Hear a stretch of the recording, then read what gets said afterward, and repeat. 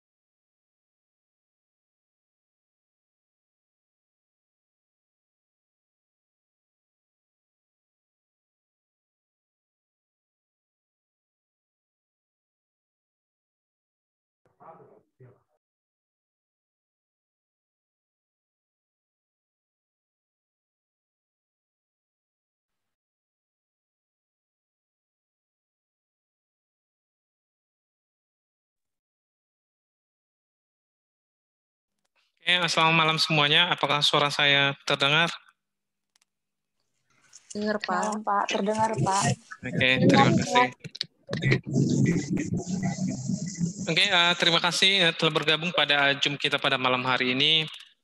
Ini pertemuan kita yang keempat pada mata kuliah penulisan ilmiah dan teknik presentasi. Minggu yang lewat kita pertemuan ketiga. Pertemuan ketiga topiknya adalah tujuan dan manfaat penelitian. Jadi mudah-mudahan materi minggu yang lewat yang telah saya share melalui Google Class, by video melalui channel YouTube saya, mudah-mudahan sudah dibaca dan dipahami. Jadi saya tanya dulu, kalau memang benar-benar sudah dibaca modul atau materi minggu yang lewat yang telah saya share di Google Class, ya, Refti, ya coba saya tanya sama Refti dulu ya. Dengar suara saya Refti? Refti dengar suara saya? Dengar, Pak. Oke, apa salah satu manfaat dari penulisan ilmiah?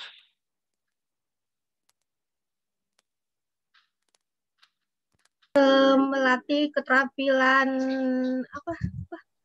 Keterampilan membaca dan dengan efektif kalau nggak salah, Pak. Oh, melatih keterampilan membaca sehingga lebih efektif. Oke, masuk akal. Oke, terima kasih kepada saudara Ade Suyono. Ya, Ade Suyono dengar suara saya? Ade Suyono, oke. Mikrofonnya masih mati itu, Ade. Iya, Pak, dengar. Oke, apa tujuan dari penulisan ilmiah?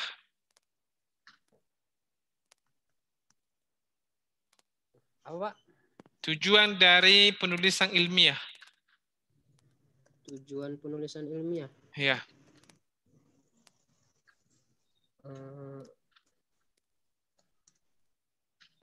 Sudah dibaca belum materi pertemuan ketiga minggu yang lewat?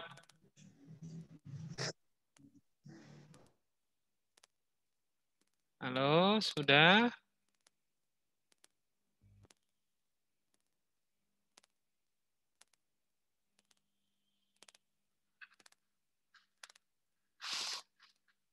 Adik, Siono macam mana? Apa tujuannya?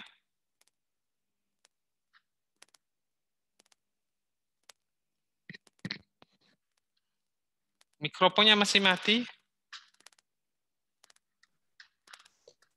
Tujuannya adalah untuk menginformasikan pada pembaca terkait suatu masalah beserta jawabannya, Pak. Oke. Jauh dari apa ya? Dari modul yang saya informasikan minggu yang lewat ya. Oke, saudara Ilmang Alfangsah, apalah tujuannya? Join, Pak. Apa itu, Pak, soalnya? Iya, tujuan dari penulisan ilmiah.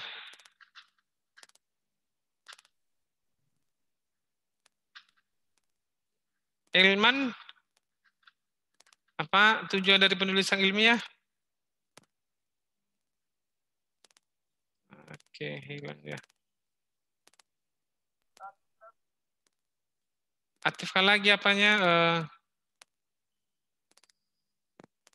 Ilman, aktifkan lagi mikrofonnya.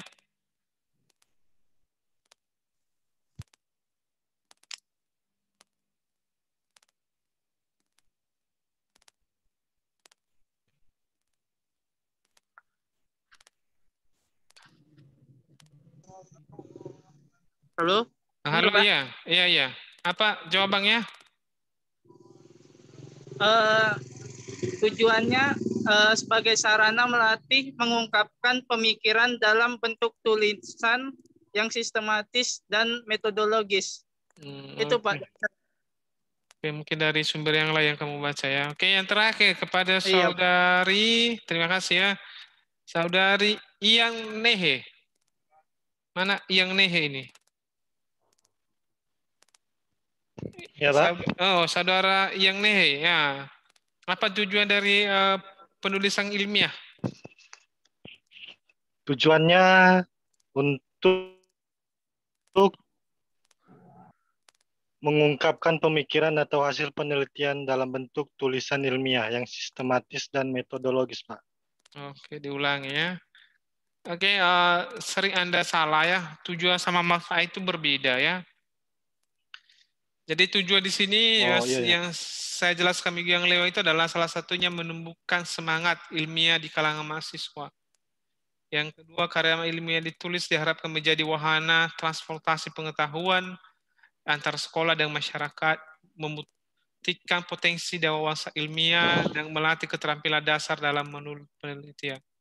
Jadi itulah tujuan dari penelitian. Salah satunya adalah menumbuhkan etos atau semangat dalam melakukan penelitian, khususnya di kalangan mahasiswa. Yang kedua, sebagai sarana transportasi.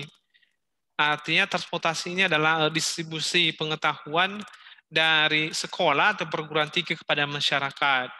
Ya, seperti yang kita lakukan seperti ini kan transportasi pengetahuan atau distribusi pengetahuan. Jadi tujuan dan manfaat itu berbeda. Tujuan itu adalah apa yang ingin dicapai, sedangkan manfaat itu adalah setelah tercapai tujuannya apa manfaat yang diperoleh. Ya. Jadi kalau ditanya lah, Anda sekarang itu tujuannya apa? Contoh dari tujuan Anda adalah untuk memperoleh gelar sarjana. Manfaatnya apa ya? Supaya Anda lebih mudah memperoleh kerja, atau misalnya supaya nanti di kantor jabatan Anda naik, ya kan itu manfaatnya. Jadi antar tujuan dan manfaat itu berbeda. Kalau manfaat itu apa yang ingin kita capai? Tujuan itu apa yang ingin kita capai pada saat ini? Nanti setelah tercapai yang kita cita-citakan tersebut, apa yang kita peroleh, apa manfaatnya? Contohnya tujuan Anda pada saat ini adalah menikah, misalnya menikah. Nah, setelah Anda menikah, kan tujuan Anda sudah menikah, Anda sudah bersatu dengan istri Anda, dengan suami Anda. Setelah Anda menikah, apa manfaatnya? Misalnya Anda memperoleh keturunan, kayak begitu. Itulah contoh manfaat. Jadi antar tujuan dengan manfaat itu berbeda, janganlah disamakan. Oke, kita lanjut materi kita pada pertemuan keempat ya. Pada pertemuan keempat ya, mudah-mudahan sudah dibaca materinya. Saya sampaikan, janganlah lupa dibaca materinya, walaupun saya sampaikan secara video. Saya lihat yang membaca videonya sangat sedikit. Jadi nampak juga pada hari ini yang saya tanyakan beberapa orang, hanya satu orang yang menjawab dengan tepat. Berarti 1:3 lah. Berarti di antara 4 orang, hanya satu yang melihat video tersebut. Yang lainnya pokoknya absen. Ya nggak boleh juga lah. Dibaca modul yang saya kirim, dan lihatlah penjelasannya melalui video di channel YouTube saya. Jadi kan linknya udah saya bagi, tinggal Anda klik. Jadi Anda harus menyesuaikan juga hal seperti itu. Ya, jangan Anda harus hanya hadir pada saat live saja. Jadi pada saat seperti itu juga, ya Anda juga belajar lah. Oke, kita masuk ke pertemuan kita, ke topik kita pada hari ini. Topik kita pada hari ini adalah pertemuan keempat. Ya, mudah-mudahan terlihat. Ya, terlihat kan? Terlihat, Pak. Oke. Terlihat, Pak. Terima kasih. Oke, terima kasih. Jadi, teknik penulisan ilmiah dan teknik presentase, topik pada hari ini adalah literatur review dan pemilihan referensi. Itulah topik kita pada hari ini. 2 topik yang kita bahas pada hari ini. Literatur review, ya.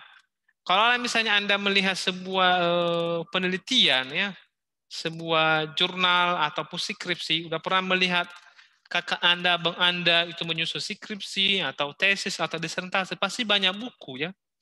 Di sampingnya pasti banyak buku dibelinya, banyak artikel dibacanya, baik di internet ataupun dibelinya juga majalah-majalah, makalah, paper. Itu untuk apa?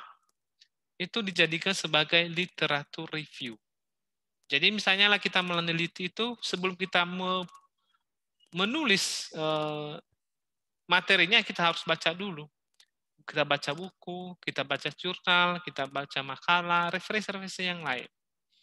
Jadi itulah disebut dengan literatur review. Jadi kalau kita baca di sini, literatur review atau literatur review, penulisannya literatur review atau literatur research atau tujuan pustaka, merupakan istilah yang sering digunakan dalam mengerjakan penelitian seperti skripsi, tesis, dan disertasi. Jadi bukan hanya skripsi, tesis, dan disertasi, semua penelitian juga.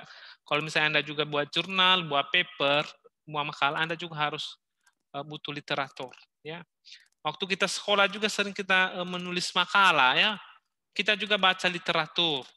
Kita baca buku yang menjadi sumber dari penulisan kita. Jadi kita punya membahas topik A. Pasti topik A ini kan banyak istilah-istilahnya, banyak definisinya dari berbagai sumber ya kita baca dulu. Tujuannya adalah supaya pengetahuan kita bertambah, supaya nanti pembahasan kita itu lebih dalam dan kita juga bisa membandingkan penelitian sebelumnya dengan penelitian yang mau kita kerjakan. Jadi itulah tujuan dari literatur. Jadi mungkin Anda pahami dan Anda tahu. Dan literatur review ini atau tinjauan pustaka ini, kalau di metodologi penelitian itu salah satu langkahnya itu adalah literatur review. Jadi kalau misalnya Anda melakukan penelitian kan ada metodologinya. Metodologi itu adalah langkah-langkah melakukan penelitian. Pasti Anda salah satu langkahnya itu adalah Anda membaca buku atau tinjauan pustaka atau literatur review. Jadi kalau misalnya tinjauan pustaka berarti Anda ke perpustakaan. Kalau dulu perpustakaannya itu adalah hanya di ruang perpustakaan, misalnya di kampus, di sekolah, atau di perpustakaan daerah, sekarang kan perpustakaan bukan hanya dalam bentuk fisik, dalam bentuk maya juga sudah ada perpustakaan. Ya kalau misalnya Anda lihat di internet kan sudah banyak itu perpustakaan online, sudah banyak juga misalnya jurnal online, sudah banyak juga referensi online. Sekarang kalau buku aja sudah ada buku online atau disebut dengan Google Book yang benar-benar pernah Anda beli, itu juga bisa dijadikan referensi. Jadi itu literatur review, Anda membaca. Kalau misalnya Anda meneliti sesuatu, Anda membaca, itu disebut dengan literatur review. Oke, kita baca definisi selanjutnya. Penelitian yang mengkaji atau meninjau secara kritis pengetahuan, gagasan, atau temuan yang terdapat dalam tubuh literatur. Berorientasi akademik orienti literatur, serta merumuskan kontribusi teori dan metodologis untuk topik tertentu. Jadi sudah jelas ya. Kalau misalnya Anda melakukan penelitian, Anda banyak buku itu merupakan kajian terhadap tinjauan umum pengetahuan atau gagasan tertentu.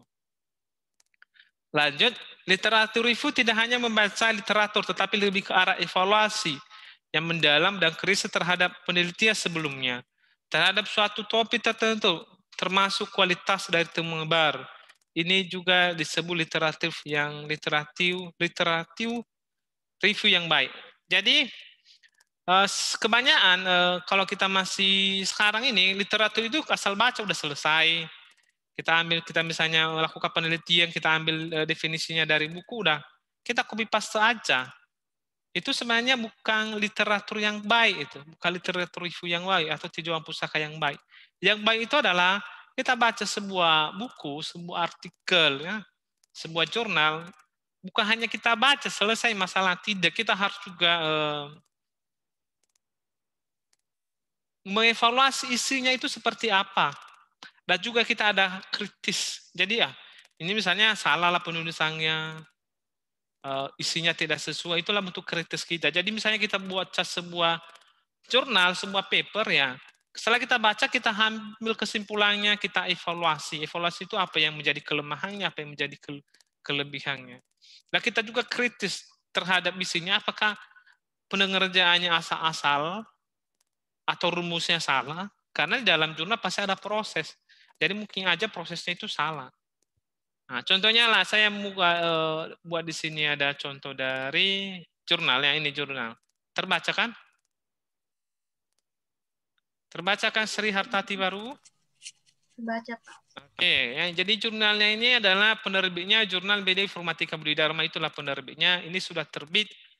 Jadi judulnya itu Algoritma Kamedos untuk menentukan calon mahasiswa yang layak mendapatkan beasiswa bidik misi di Universitas Budi Dharma. Jadi ini judulnya ya. Jadi penelitian ini itu sudah menjadi jurnal, tapi sebelumnya itu sebuah penelitian. Jadi penelitian ini misalnya nanti Anda juga di semester 8, Anda buat penelitiannya, baru Anda ubah penelitian tersebut dalam bentuk jurnal. Jadi jurnal itu lebih sedikit. Jadi kalau misalnya Anda baca ini, ya bukan hanya Anda membaca, Anda baca sampai selesai, udah. Anda baca sampai sampai kesimpulan lah misalnya. Setelah selesai kesimpulan, ya udah selesai. Tidak. Anda harus juga buat ringkasannya, buat evaluasinya, dan cari kelemahannya. Itu disebut dengan berpikir kritis. Jadi, jurnal ini pasti juga ada titik kelemahannya. Ada juga kelebihannya. Jadi itu yang mau Anda cari. Jadi, kalau misalnya jurnal ini Anda jadikan literatur review, Anda harus benar-benar membacanya. Tidak hanya membaca, Anda harus memahaminya, dan Anda harus berpikir kritis. Karena di sini kan ada proses perhitungannya. Kalau Anda lihat ada mulai dari data masuk, datanya diproses, barulah muncul hasil akhir. Nah, muncul hasil akhir. Nah, setelah itu barulah diuji lagi. Jadi dari beberapa proses ini ada nggak kesalahan? Ada nggak misalnya kelalaian dalam pengerjaannya? Jadi Anda harus berpikir kritis. Jadi itu yang disebut dengan berpikir kritis. Oke, mungkin Anda bertanya, apa sih tandanya jurnal penelitian itu kita kutip? Ya, ini kan referensi.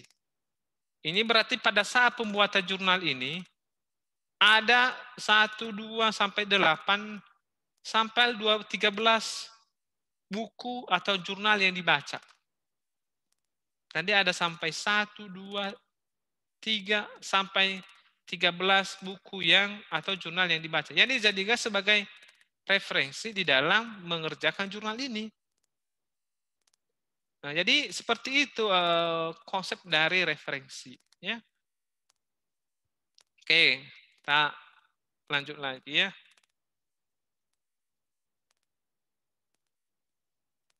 Literatur review terdiri atas jurnal ilmiah, konferensi atau proceedings, tesis, disertasi, laporan, atau buku textbook. Jadi buku textbook ini buku biasa. Jurnal ilmiah ya seperti ini tadi, jurnal ilmiah. Anda baca jurnal ilmiah ini dalam bentuk jurnal, ini contoh jurnal ya. Kalau Anda jurnal ya seperti ini dia. Setiap penerbit jurnal ada format masing-masing. Kalau formatnya seperti ini, jurnal media informatika misalnya. Volumenya, ada nomornya, tahun penerbitannya, ada ISSN-nya, ada ISS online-nya juga, baru ada DOI-nya. Ya, jadi ini disebut dengan jurnal. Jadi ini sudah terbit.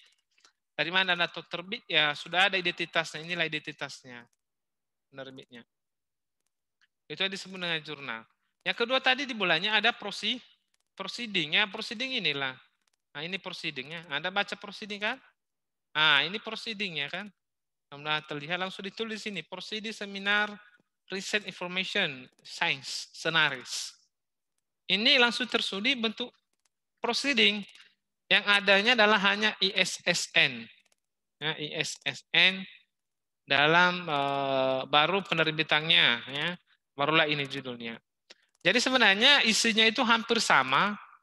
Atau misalnya konsep isinya itu antar proceeding dengan jurnal itu hampir sama. Hanya saja proceeding itu dipublikasi pada saat di depan umum atau di depan khalayak ramai atau di depan masyarakat umum. Kalau jurnal tidak langsung diterbitkan secara di media penerbit tertentu, nanti diproses, direview, setelah cocok, setelah bagus barulah diterbitkan. Jadi kalau jurnal tidak, itu dipresentasikannya di depan masyarakat di tempat umum. Oke, baru literatur yang lain adalah buku ya. Buku ya sudah Anda tahu seperti biasa buku ya, di perpus banyak buku. Tesis ya untuk mahasiswa S2, tesis itu bisa juga dijadikan referensi karena memang tesis itu adalah hasil penelitian. Baru disertasi adalah itu juga merupakan hasil penelitian S3 ya. Itu bisa juga. Laporan ini bisa banyak ya. Laporan-laporan ya misalnya laporan keuangan dan memang laporan ini banyak jenisnya. Dan tidak bukan hanya laporan biasa, laporan misalnya laporan memang prosedur ilmiahnya ada. Itu kalau misalnya ada prosedur ilmiahnya bisa dijadikan sebagai literatur review. Oke. Oke, baru yang tidak kalah pentingnya dalam pemilihan literatur review, utama dari jurnal ilmiah atau sumber yang terpercaya seperti paper terindeks atau terikat ataupun lainnya. Jadi dalam memilih juga literatur jangan sembarangan. Kalau misalnya jurnal itu ada ISSN-nya, nah, saya kasih tahu. Jadi ada ISSN-nya seperti ini, nah, bisa dijadikan, nah ini, berarti ini sah. Begitu kalau jurnal dia, kalau jurnal misalnya ada, ya ada ininya, ada volumenya, ada ISSN-nya, nah, begitu. Itu artinya jurnalnya bisa dijadikan sebagai referensi atau misalnya sah.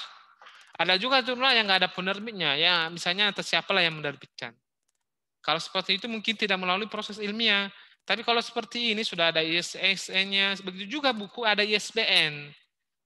ISBN kan ada kalau buku, itu juga bukunya ya bisa dijadikan referensi.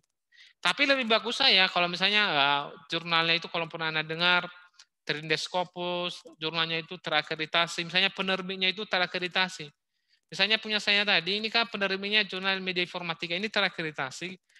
Kalau misalnya Anda tahu, itu kalau misalnya tahu ada istilahnya Sinta. Sinta ini penindeks. Jadi kalau misalnya ini Sinta ini, di Sinta dia ini sudah Sinta 3. Ya. Sudah Sinta 3 artinya levelnya sudah mulai bagus. Dan itu yang cocok dijadikan sebagai referensi. Karena penerbitnya itu sudah bagus selangnya. Sama dengan buku juga ada penerbitnya yang tidak populer, ada juga penerbit yang populer. Nah, kalau populer biasanya ya sudah bagus isinya. Ya, artinya ya buku yang dicetak di situ tidak sembarangan melalui filtering atau proses-proses yang ketat. Jadi itu yang menjadikan literatur tidak sembarangan Anda atau kita melakukan atau mengambil literatur, ya.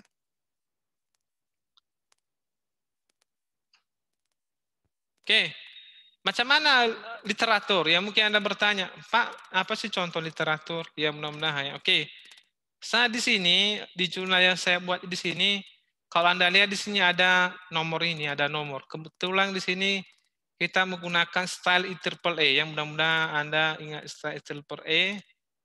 Ini adalah style dalam pengindeks atau salah satu style dalam pembuatan referensi baik dalam jurnal ataupun skripsi. Ada di sini satu berarti ini artinya saya menggunakan style IEEE. Baru kalau Anda lihat lagi di bawahnya ada itu angka-angka. Ada di sini, kalau Anda lihat ada di sini 2. Ya, mungkin Anda bertanya apa artinya itu. Nah, baru lagi Anda lihat di sini, ada di sini 89. 89, apa sih artinya ini? Ya, kalau di dalam IEEE, format seperti ini ada artinya. Kalau lah misalnya tadi, saya tadi mudah-mudahan diingat karena nanti ada tugas kita buat jurnal. Jadi kalau misalnya nomor 1 ini, nah, berarti nomor 1 ini, kalimat ini, program beasiswa bidik misi merupakan program pemerintah untuk membantu calon mahasiswa yang mampu secara akademik dan tidak mampu secara ekonomi. 1 kan?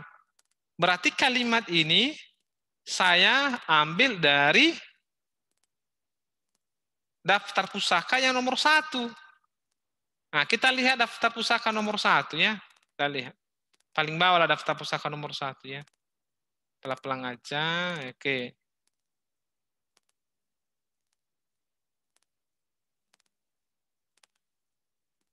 Oke, nomor 1. Ya, kita lihat nomor 1. Ternyata nomor 1 di sini adalah Dikjen Belmawa Kemeris Tekdikti Panduan Penerimaan Pendaftaran Beasiswa Bidik Misi tahun 2019 Jakarta Ristekdikti 2019. Saya ambil dari buku panduan beasiswa bidik misi. Jadi tadi kan ada kalimat di atas tadi di paragraf pertama. Bidik misi adalah merupakan beasiswa yang untuk calon mahasiswa yang mampu secara akademik, tidak mampu secara ekonomi. 1, berarti kutipan tersebut bukan dari saya. Saya ambil dari bukunya itu adalah buku panduan pendaftaran beasiswa bidik misi. Jadi buku ini ada. Yang menjadi pertanyaan, apakah saya kutip secara keseluruhan tanpa hanya copy paste? Tidak, saya rubah kalimatnya. Disebut dengan parafrase. Kalau misalnya Anda dengar parafrase, itu kita merubah kalimat. tetapi tujuannya maksudnya sama, tetapi kalimatnya berbeda. Contohnya misalnya parafrase ini, A, saya suka sama kamu. Itulah contoh pertama. Saya suka sama kamu. Kalimat yang kedua, aku sayang sama kamu. Jadi kan hampir mempunyai makna yang sama, tetapi kalimat penulisannya berbeda, tetapi maksudnya sama. Oke, kita lihat lagi. Bagaimana sih referensi ilmiah? Mungkin Anda lihat lagi tadi ada nomor-nomor apa? Oke, mudah-mudahan agak banyak sedikit. Oke, yang inilah. Oke. Kalau ada di sini. Belum. Oke. Oke, ada lagi di sini. Ini 8 dan 9. Oke, berdasarkan uraian di atas, algoritma Kamidoi sangat cocok untuk pengelompokan data-data berdasarkan kriteria. Pada 7 ini berarti saya kutip dari jurnal nomor 7 pada daftar pusaka. 8, 9 berarti saya kutip dari daftar pusaka nomor 8 dan 9. Jadi kalimat ini, paragraf ini saya kutip dari 3 sumber. 3 sumber kan? Banyak kan? Ya, kita lihatlah apalah 3, 7, 8, 9 itu. Ya berhubungan dengan Kamidus tadi. Nah, lihat di prapusaka.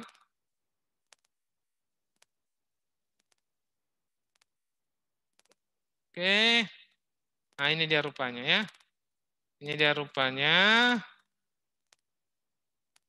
Oke. Dia ini rupanya yaitu 789 ya, 789. Yaitu saya ambil dari jurnal dikarang oleh John Owen, implementasi algoritma kami skalatori untuk menentukan strategi marketing Presiden University. Baru Baham, metode clustering, dan seterusnya. Baru P. Arora di Pali Varsity, analisis Kamis dan Kamidos algoritma for big data. Ini fisika yang prosedia 2016. Jadi dari situ saya ambil. Jadi seperti itulah arti-arti angka-angka itu atau dalam jurnal atau dalam penelitian. Oke, lanjutnya. Kita ke slide berikutnya, mudah-mudahan bisa dipahami.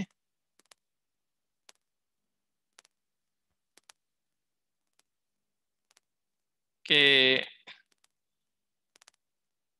Oke, tadi dijelaskan literatur review tidak berhenti pada membaca saja, tetapi harus merangkum, membuat analisis dan melakukan sintesis yang kritis terhadap paper-paper yang direview atau ditinjau. Jadi itulah kita literatur review bukan hanya membaca saja ya. Paper terbagi dua. Jadi paper itu terbagi dua. Ada technical paper, ada survey paper.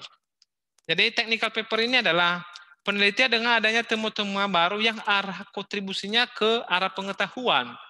Jadi ditulis di sini, paper penelitian dengan adanya temuan-temuan baru yang arahnya ke kontribusi to teknologi atau pengetahuan. Jadi technical paper ini asalnya paper yang baru dibuat dan berkontribusi pada ilmu pengetahuan. Yang kedua adalah survey paper, yaitu literatur review dalam hal ini berupa rangkuman analis dan sintesis dari ratusan atau bahkan ribuan paper pada satu topik penelitian. Jadi bisa juga Anda buat paper atau penelitian dari beberapa paper atau ratusan paper. Jadi bukan hanya Anda buat penelitian itu hanya yang baru saja, tidak. Misalnya Anda baca paper A, paper B, paper C, atau jurnal A, B, C, D, E. Dari rangkuman ini Anda bisa menghasilkan sebuah paper baru. Itu yang disebut dengan survey paper. Jadi kalau misalnya orang-orang yang ahli membaca, yang suka membaca, suka menulis, sukanya membaca buku A, buku B, buku C, dari membaca buku A, buku B sama mikirnya baru terbuatlah dibuatnya buku yang baru. Bisa juga seperti itu. Itu kalau di buku dia disebut survey book. Kalau misalnya Anda membuat buku baru, tersebut berdasarkan misalnya hanya hasil pemikiran Anda saja, tidak rangkuman dari beberapa buku atau beberapa jurnal, maka disebut dengan technical paper. Jadi itulah bedanya ya. Jadi kalau misalnya Anda melakukan penelitian, bisa melakukan hal yang baru, bisa juga Anda melakukan yang sudah ada, tetapi Anda misalnya revisi, Anda tingkatkan lagi atau Anda lanjutkan, itu bisa. Itu disebut dengan survei paper. Selanjutnya, apa sih manfaat literatur review? Ya, manfaatnya adalah memperdalam pengetahuan, betul. Makin banyak kita membaca, makin banyak pengetahuan kita. Makin malas kita membaca, makin sedikit pengetahuan kita. Jadi jangan malas dalam membaca ya. Jangan Anda hanya melihat HP saja, Facebook saja, TikTok aja, banyak membaca. Apalagi berhubungan dengan bidang kita ya banyak-banyak membaca. Saya yakin makin banyak Anda membaca, wawasan Anda makin luas dan Anda makin pandai ya. Tidak dibodoh-bodohi oleh orang lain ya. Jadi rajin-rajin membaca. Yang kedua adalah dapat mengetahui hasil penelitian yang pernah dilaksanakan sebelumnya. Itu juga penting.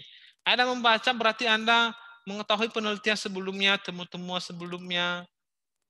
Kalau Anda baca buku, pasti Anda melihat tulisan yang baru, Anda melihat temu-temu yang baru. Tapi kalau nggak membaca, Anda nggak pernah tahu. Ya. Jadi makanya membaca. Ya. Yang ketiga, mengetahui perkembangan ilmu pengetahuan dan teknologi. Sudah pasti. Ya.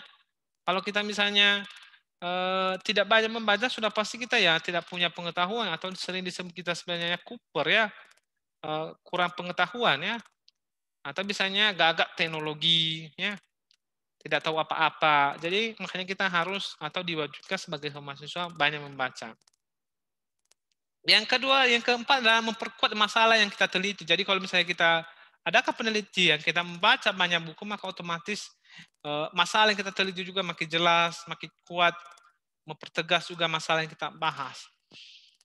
Yang terakhir adalah mengetahui metode terkini dalam penyelesaian masalah. Jadi kalau kita misalnya sering membaca, pasti pengetahuan kita update. Jadi metode-metode penyelesaian masalah juga ya pasti banyak.